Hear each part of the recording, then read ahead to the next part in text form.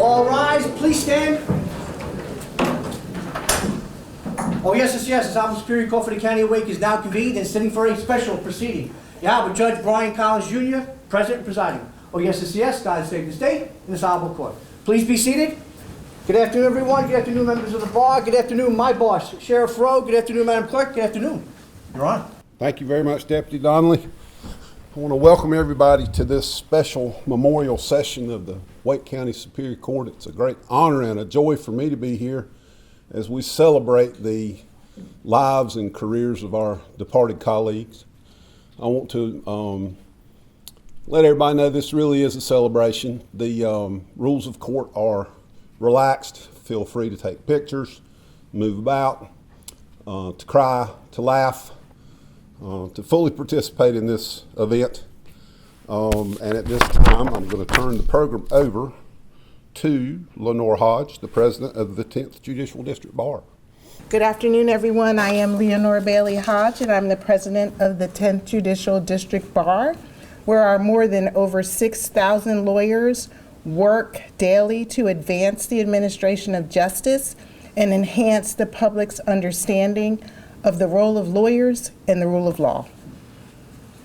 I want to start by thanking Mary Winstead and the committee for their steadfast efforts in putting on this very special program of our Judicial District Bar, and also our bar staff, Whitney Von Hom, Nathaniel Adcock, who's the staff liaison, and Mandy Howard, who is filling in for Nathaniel today as he celebrates the birth of his second child.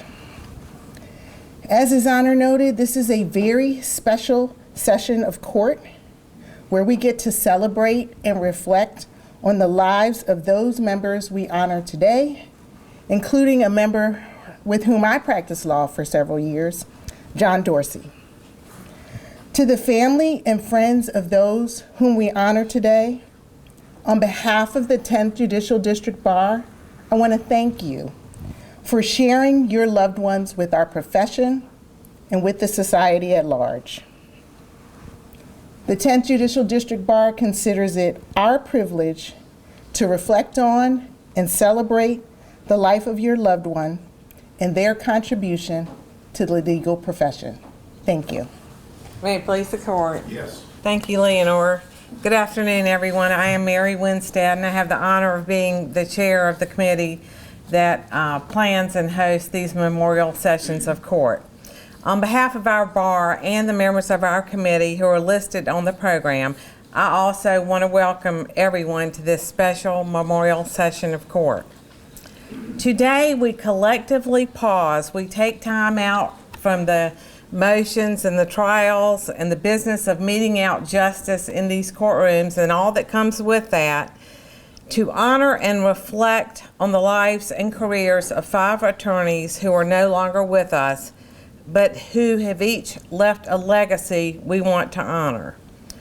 We take time to reflect on their lives and their enriching contributions to our profession and our community. You know, law schools now have clinical programs and programs where the students can actually get into court and under supervision actually practice in court, but it wasn't always the case. And so these older lawyers that we are honoring mentored the next generation and shared their wisdom with them. So this special memorial session of court is a way that we, the bar, extend our gratitude to you, their families, for sharing your loved ones with us. And in so doing, we strive to keep their memories alive. The 5 distinguished lawyers that we honor today have been remembered at other memorial services and in other ways. But this memorial session of court is different because it allows our bar to celebrate the lives of our members with you, their families, their friends, and their colleagues. Today, these 5 individuals will be remembered by other lawyers. You know, most lawyers are great storytellers, and so I think it's safe to say that you're in for a treat today. Perhaps you'll find, as I often do, that you learned something you never knew about some of the attorneys we honor. In these presentations, you'll no doubt hear of the personification of character traits and professionalism that we as a bar hold so dear. It is appropriate that we gather in this space to honor your family members and honor and pay tribute to these deceased members of the bar.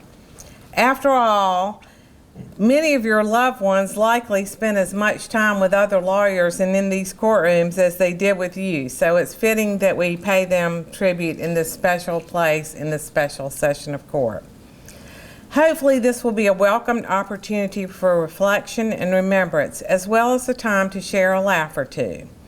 It is the sincere hope of our bar that this session of court will be a memorable and special time for you. Our first honoree is Charles Dewey Barham, and he will be remembered by Mary Nash Rusher.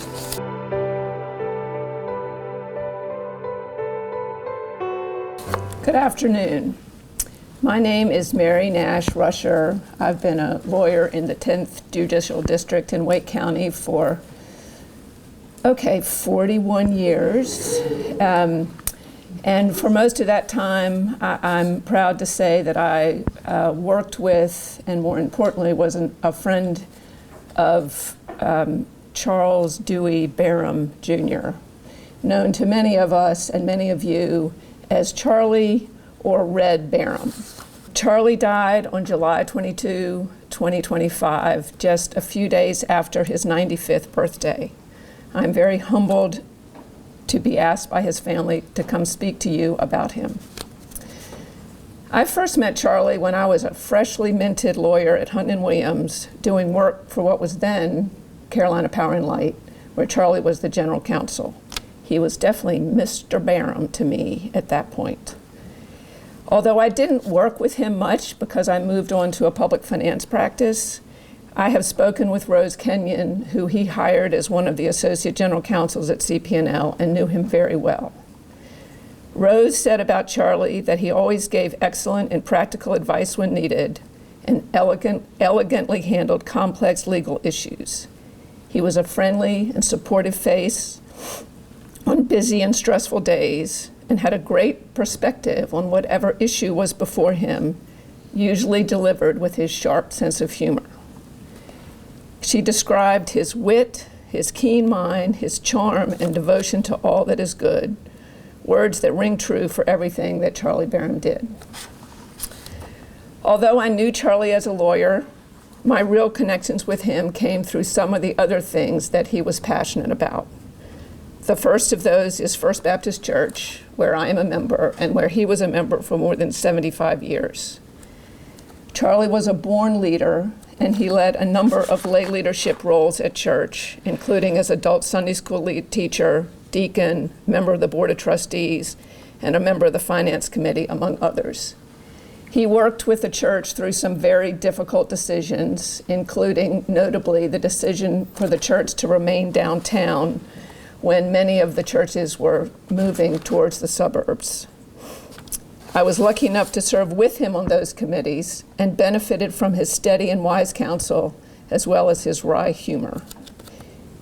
It was also at church that I and the rest of the congregation were able to witness firsthand his deep devotion to his beloved wife Peggy and to the rest of his family, his son Charlie and his wife Anne, and Margaret, and his dearly beloved grandson, David. His steadfast devotion to church and faith and family were a model for all of us.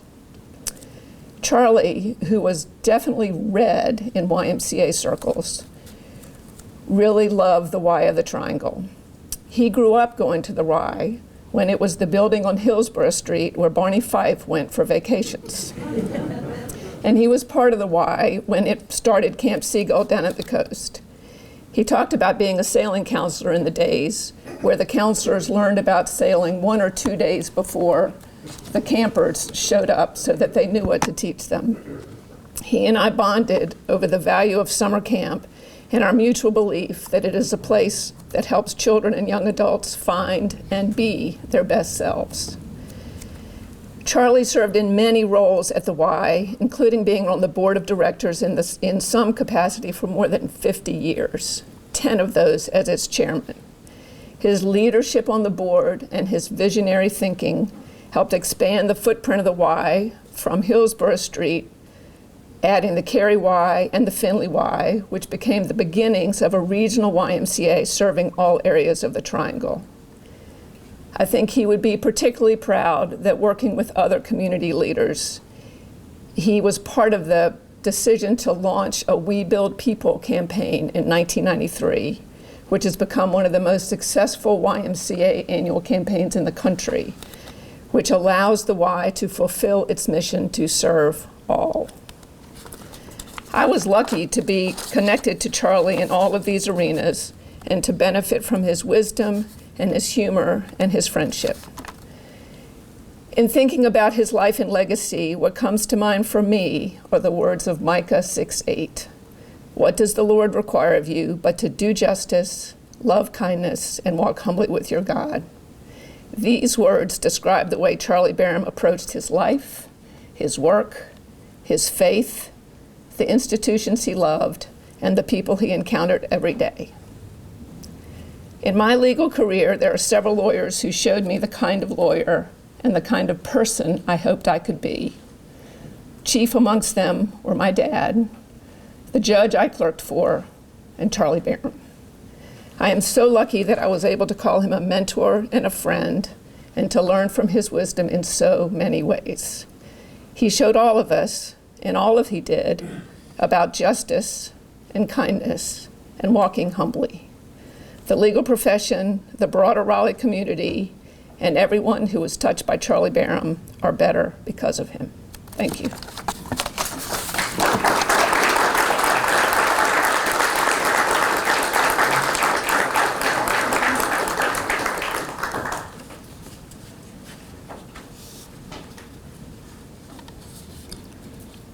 Our next honoree is John Craig Dorsey, and he will be remembered by Kent Christison.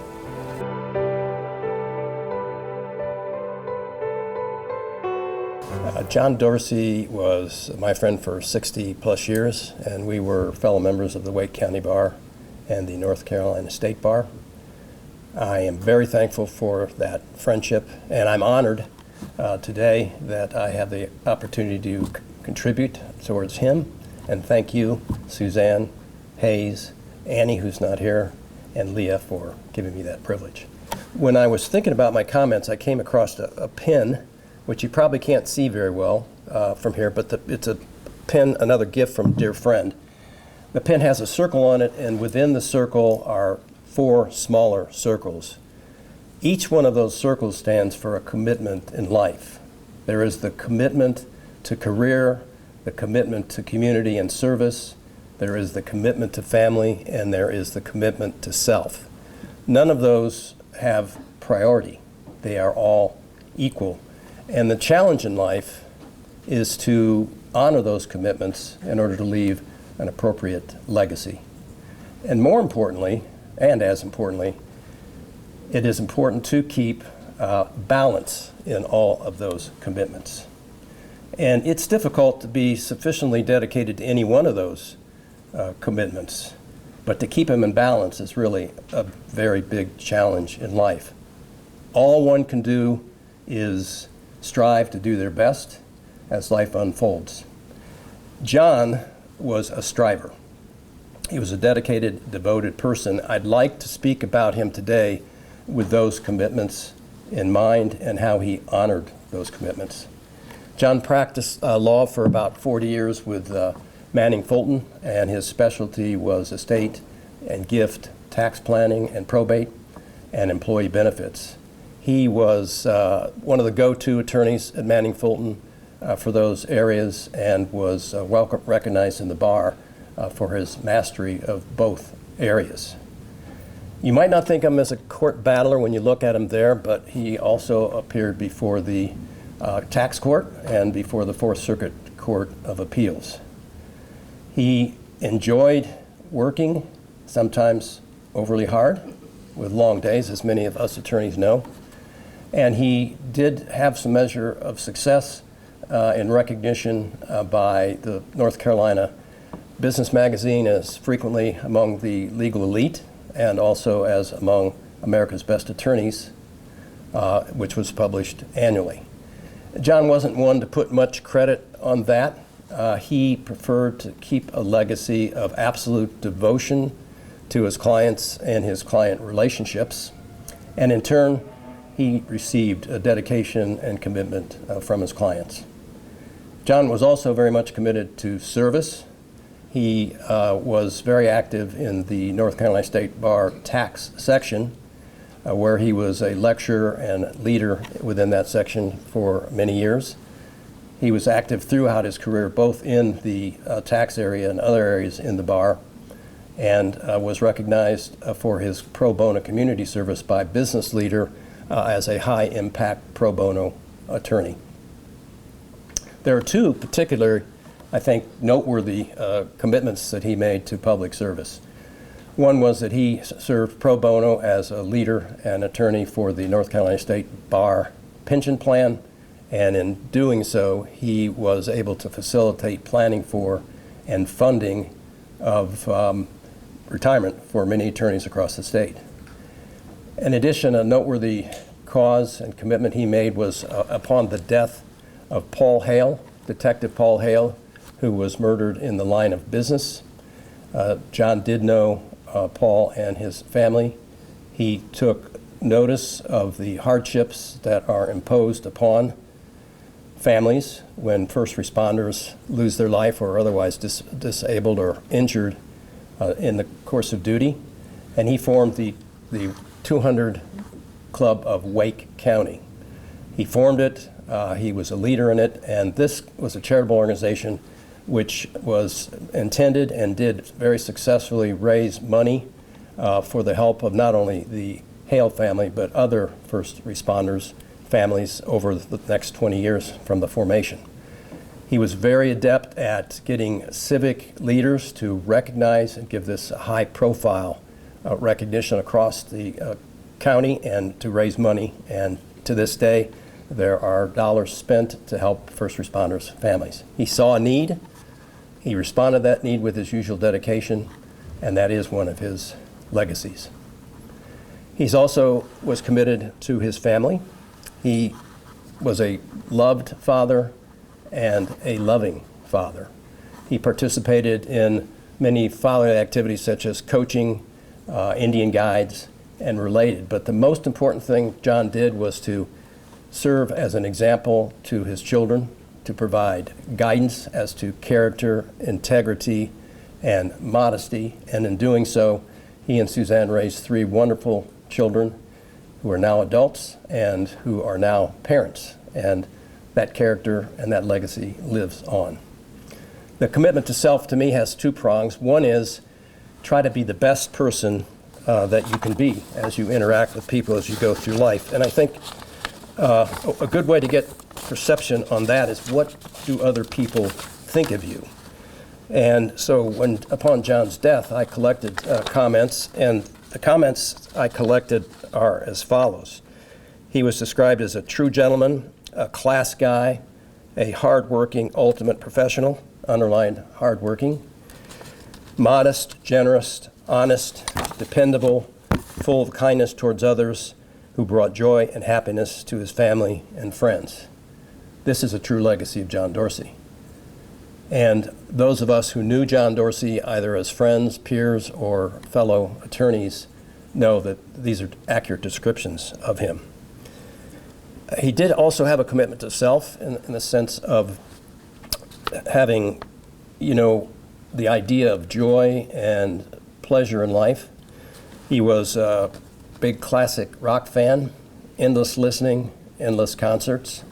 He was a fan of all things Cleveland Indians, now Guardians, and Cleveland Browns.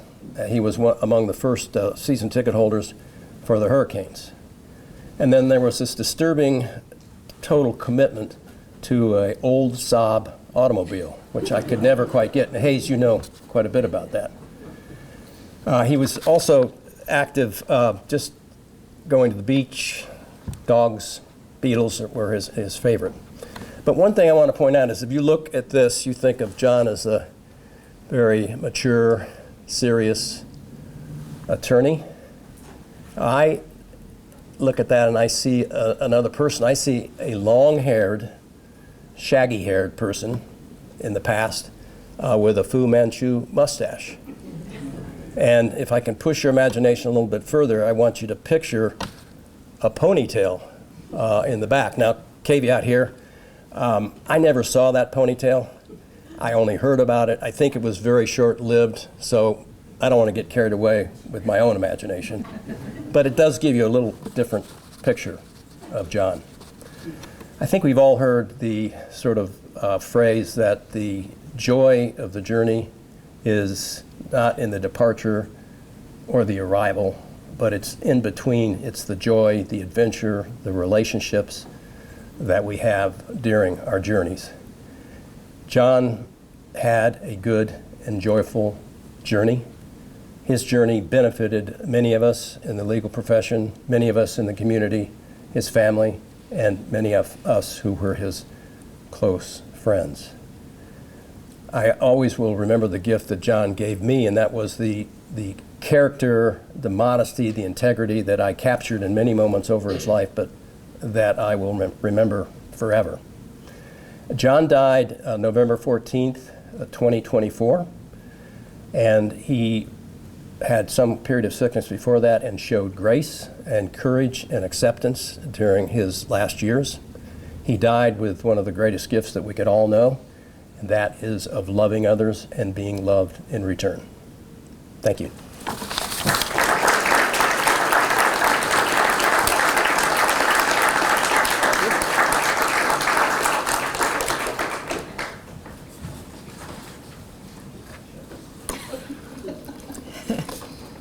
Your reference to the photograph and the mental image of the ponytail is a good segue for me to let everyone know that the presentation and the session of court is being videoed, and so after the completion of this, Brian Miller, our videographer, will compile a video, and there will be photos in addition to the one that you see here. So maybe that's your tease. Maybe you'll see a ponytail picture.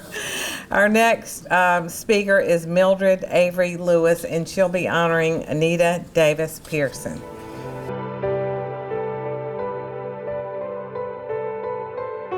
Hi, my name is Mildred Avery-Lewis, and I had the honor of working with and being a friend and a colleague of Anita Davis Pearson. And to her family, I want to say thank you for allowing me this opportunity to speak on behalf of their mom. I met Anita in the early 1990s and worked with her for several years. Afterwards, I would see her at CLEs and other events and programs. When I learned about her passing, I was deeply saddened.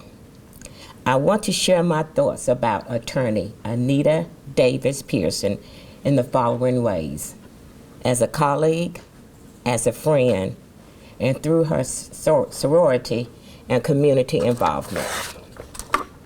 So as a colleague, Anita graduated from North Carolina Central University in Durham, where she majored in history. She graduated from the University of North Carolina at Chapel Hill with a JD. I was working in corporate America, but wanted to start practicing law. Anita had just the space that I was looking for and I needed. So as a colleague, Anita was truly a godsend and a mentor. She introduced me to judges, court personnel, and the process of filing pleadings. I don't know if they teach that in law school now or not, but not when I was in law school. So I was thankful that she taught me how to file a complaint. I did not have to reinvent the wheel because of her guidance.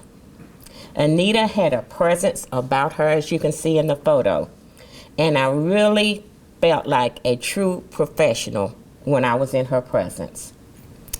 I was so appreciative of all the help, the support, and guidance that she gave me. Anita practiced law for over 30 years, focusing on real estate and estate planning. So as a friend, from a colleague, I began to know Anita as a friend. Anita was a wonderful person, and then I began to know her family. She loved her family, her parents, her husbands, and her children. She was protective of her children, as any parent should be. So I was so overjoyed when she felt comfortable enough to leave her children with me. When I was looking for a daycare with tears streaming down my face because I didn't know where to put my daughter in daycare, Anita recommended the daycare for her daughter, Megan, the one that she had attended. I immediately called, and the owner had an opening. My daughter started in the fall, and Anita's son, Dolphus, started the following year. Anita and I fondly spoke about our families, children, the law, and life. Next, I move on to sorority and community. Anita was a proud and active member of Alpha Kappa Alpha Sorority Incorporated. Anita became a member at North Carolina Central University, and later she became the president of the Alpha Theta Omega chapter here in Raleigh, where she served as the president for 2 consecutive years, and also served in many other committee roles. One of those committees was the Social Justice Committee, where she advocated for voter rights and transparency within our community. She was overjoyed when her mother and daughter also became members of Alpha Kappa Alpha sorority. Anita was well loved in her community. Her weekends were packed with activities and meetings. Her community engagements extended to her church denomination, the African Methodist Episcopal Church. She held many positions at many different levels of the denomination. Anita had a heart for service and was willing to serve wherever she was called. Her influence was felt on a denomination-wide level where she served in different roles. At her celebration of life, the outpouring of love from her local church and denomination was a testament to her love for her church and their love for her. And I kid you not, the outpouring of love was about this thick in her obituary. I'd never seen that much outpouring of love from different denominations, from different roles, from different communities, from different places that she had been. It was truly, truly overwhelming. The resolutions from churches and the community were too numerous to count. So Megan and Dolphus, thank you again for allowing me the opportunity to share about your mom, attorney Anita Davis Pearson. Anita was a light and source of strength to all she met and left behind to cherish her memory. Anita, my friend and colleague, you are missed. You will live on in the lives of all who knew and love you. Thank you.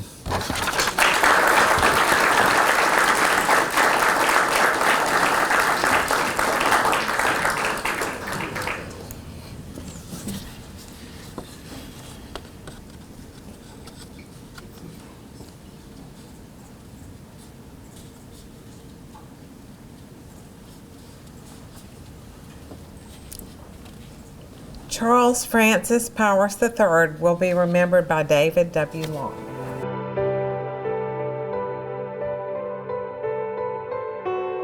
I saw Dean Webster at lunch today, and he said, with your permission, I would be able to exceed his time limit.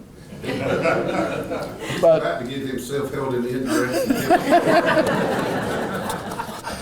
I'm David Long, and I have the honor and privilege of speaking today about my dear friend, Charles Francis Powers. This is a unique soul, as everybody else has been very unique in these wonderful tributes we've heard so far. I'm going to start off at Charlie's funeral. Because the homilist there was a priest by the Father Chris, and as I said, he did the homily, and the first thing he said about Charlie was, "I met Charlie at a very spiritual place, the Players' Retreat." That says a lot about Charlie Powers. The Players' Retreat was certainly central to Charlie's life and livelihood. Charlie passed away unexpectedly on April 11, 2025. Charles Francis had one speed, full speed straight ahead. And he was unusual at the time. He was a sure enough native of Raleigh. He grew up, he couldn't call him old Raleigh because Charlie was a Catholic. And you know, Catholics at that time in Raleigh, the population was in single digits. I looked it up on Google today, and when he was born in 1943, the population in North Carolina was 99% non-Catholic. Charlie certainly knew more about Raleigh than anybody I ever knew. He knew about Raleigh, knew about the growth. He grew up first on Canterbury and then moved all the way out of Raleigh to Shepherd Street, which is about 3 or 4 blocks this side of Meredith College. So you know how far out of town he lived in those days. He attended Cathedral School and Cathedral Latin High School, and along the way he managed to skip 2 grades. Now there's some confusion, the stories vary on this. Some people say it was because of his intellect, and there are others who think that the nuns just decided they need to move him along. Now, his mother, Pearl, if you knew Pearl, you knew where Charlie got everything. Pearl was a Streb, and if you go down here to Sacred Heart on Hillsborough Street, you'll see the Streb's name everywhere. They were pillars of strength at Sacred Heart. After he left, he went off to Belmont Abbey for some more Catholic education. Then he ended up at UNC Law School. Charlie graduated from law school in 1966 at the age of 22, making him one of the youngest graduates in law school history. The Catholic population in North Carolina in 1966, according to Google, was 40,000. Charlie was a Char Hill fan through and through. A lifelong season ticket holder, Charlie and a group of rowdy friends, and that's my word, flew to numerous away games in a private plane. Stories were told, legends were made. Charlie returned to Raleigh after law school and went with a law firm which ultimately became known as Parker, Sink & Powers. Charlie was an accomplished corporate and real estate lawyer. He spent most of his career in faithful service as counsel to the Roman Catholic Diocese of Raleigh. He was a consigliere and friend of bishops and priests throughout his lifetime. He served at the pleasure of 4 bishops, and believe me, anybody that can serve at the pleasure of 2 has done an awesome job. Charlie did 4. At a time when the Raleigh Diocese, which composed of 55 counties, had a record growth. As the complexity of his workload grew, He moved to Pointers Rule in 2002 to take advantage of their depth in multiple practice areas. At his retirement in 2024, the Catholic population in the Raleigh Diocese alone was 510,000 people. Imagine the land acquisitions, the title work, working with construction companies as they built church after church after church. Charlie served the diocese in a difficult time as clergy members across North Carolina and nationally were accused of wrongdoing. Charlie was able to engage the services of 2 retired FBI agents to help him get the diocese through these troubled waters. Suddenly, Charlie was spending time with Cullen Willoughby and other DAs across North Carolina. Charlie's Irish roots led him to Savannah annually for the St. Patrick's Day celebration with many of his beloved uncles and cousins. After a Heineken or two too many, Charlie managed a faceplant during the parade a few years back. The Hibernian Society was one of his greatest loves. He never missed the annual dinner on St. Patrick's Day in Savannah. Weeks before his untimely death, Charlie learned that he was going to receive papal honors and would be inducted in the Order of St. Gregory, the highest Catholic honor to non-clergy. Regrettably, he passed away prior to his induction, but the bishop inducted him posthumously at a service at the Holy Name of Jesus Cathedral, which was built with his legal assistance. Charlie was a loving father and grandfather. He leaves behind a son, a granddaughter, a sister, and importantly, his significant other, Sandy Christison, who sits back here. Now, let me just tell you, she censored my speech. Sandra has, listen to this now, she has worked with me as my assistant for 45 years or so, and she took on powers, in addition to me. I mean, so that's what she went through. But anyway, Charlie has left Sandy and Sandy's son, Charlie, and Corey, his wife, who sit there, and more importantly, Connor and Carson, who Charlie adored and thought of them as his own.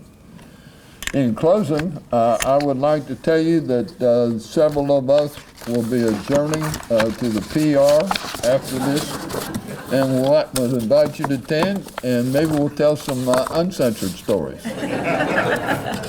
Thank you.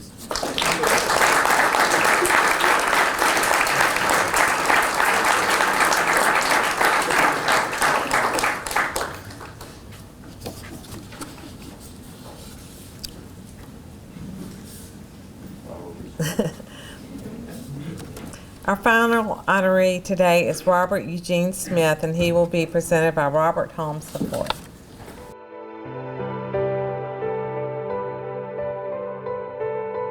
Ladies and gentlemen, a special welcome to the many members of the Smith family who are here today. Notably among them are his daughter Kathleen, his son Jay, and his brother Charlie. We welcome you, and I appreciate the opportunity to speak here today. It's my pleasure to remember my mentor, colleague, and friend, Bob Smith. Bob was one of the best trial lawyers of his generation. Achieving a level of preeminence in any highly competitive field typically requires an unusual coming together of nature and nurture, and Bob was a beneficiary of such a combination.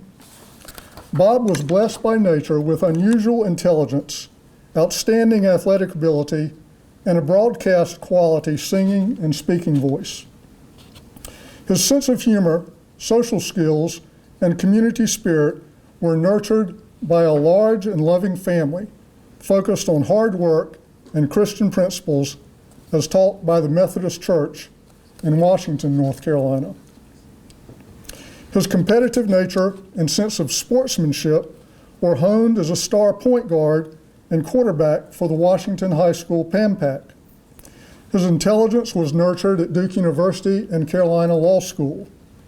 His sense of service and leadership were developed as an officer in the United States Marine Corps.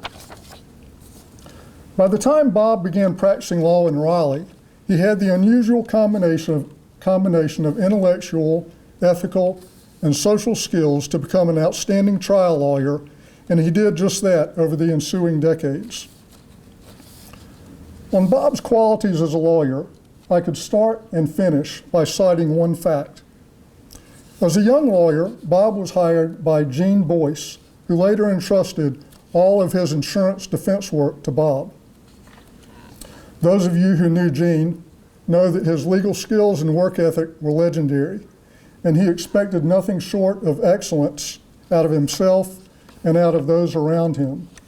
That Gene recognized Bob as having the work ethic, trial skills, and social skills to take over responsibility for a large and important book of business says more than anything that I could tell you.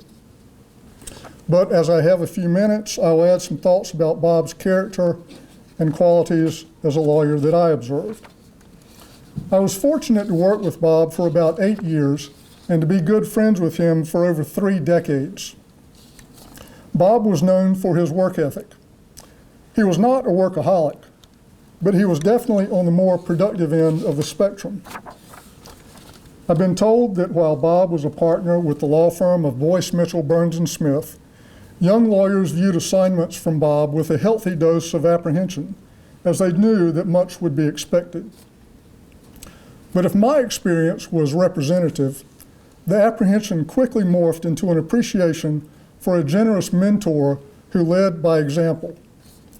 Bob arrived at the office early, left late, and worked hard in between. If I had a question or needed guidance, I found Bob in his chair, behind his desk, not at the golf course. I did my best to follow his example, and Bob aided my efforts by deliberately mentoring me through the intimidating early stages of becoming a trial lawyer. By the time I began working for Bob, his reputation was well established among both the bench and the bar. Many judges told me, outside of Bob's presence, that I was in an enviable position as a young lawyer. For example, Judge Bob Farmer told me to stick with Bob and I'd be fine. Judge George Green told me to listen very carefully to everything that Bob told me. That kind of remark from judges was common. As Bob's new associate, I walked into motion hearings accompanied by Bob's reputation. My first argument was always, "Your Honor, I work for Bob Smith." Once I established that fact, I was confident that at least I was going to get a fair hearing. Similarly, Bob had a strong reputation for fairness and competence among practicing lawyers. That reputation paid great dividends for Bob's insurance company clients, but not always in the most obvious ways. On more than one occasion, Bob avoided an opportunity to take advantage of a procedural error committed by a young, inexperienced attorney. This was no disadvantage to Bob's client because the possible damage were well within the insurance policy limits, and Bob knew that he would win on the merits at any rate. He knew that he did not need to take unfair advantage of a young attorney who had committed a procedural error. People never forget that sort of thing, and a trial lawyer's reputation for fairness tends to spread. As a result, Bob's cases went smoother, with less wasted time, and with more and better negotiated compromises, all of which benefited his insurance company clients and served the ends of justice. If you didn't know Bob, think of Warren Buffett with a clear baritone voice. Like Warren, Bob had what I call a stranglehold on reality.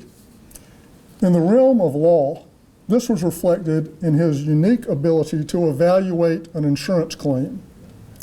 This was a skill that was honed by the feedback from many, many jury trials. In the years that I knew Bob, I was aware of only 2 of his trials which involved verdicts higher than Bob's best pretrial offer. I don't know what that batting average works out to, but the number starts with the digit 9. Smart plaintiffs' lawyers frequently consulted Bob as a valuation resource. Settle the case for however much Bob Smith thinks it's worth. Now, genius sometimes has its unfortunate accompaniments, and Bob's attachment to reason and common sense did yield some perverse consequences. For example, when I started working for Bob, he was about 56. His 2 children were in college or graduate school and far removed from their carpool years. Yet Bob continued to drive a Chrysler minivan. He didn't just drive it, he drove it with pride and enthusiasm. He was in his 60s when he finally and reluctantly replaced it.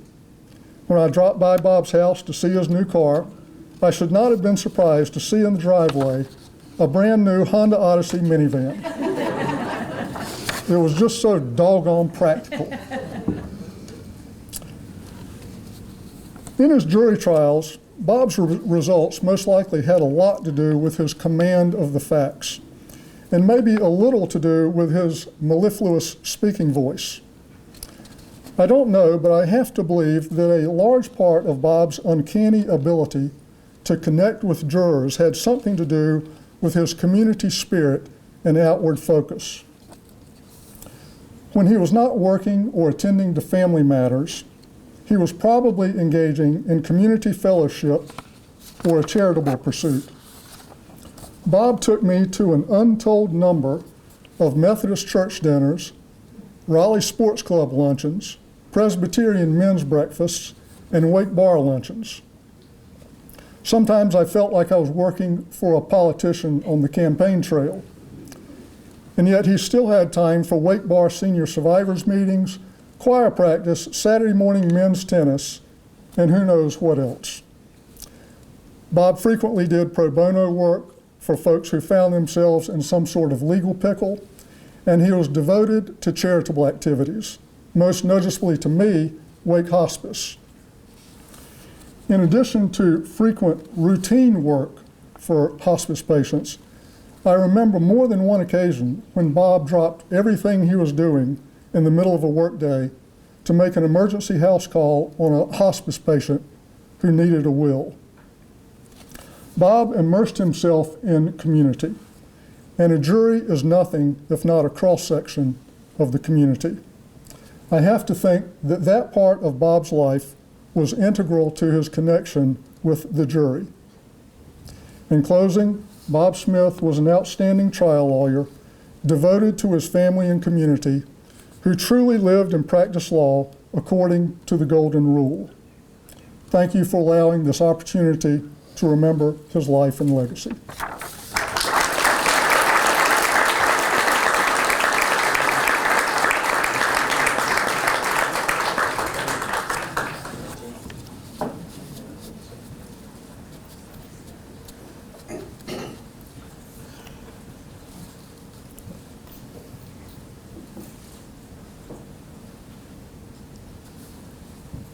These memorial sessions of court are a long-standing tradition of our bar.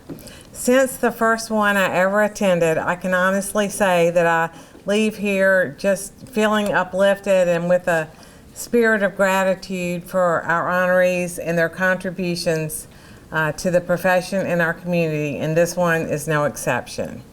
Before I send it back to Judge Collins, I want to take a moment to thank him. Every time he makes space in his calendar to preside over these sessions every time he can, and graciously gives of his time. So we really appreciate that, Judge Collins. Also want to thank our sheriff, Willie Rowe, for being here with us today. I want to thank the bailiff and the courtroom clerk, and thank all of you. Thanks very much.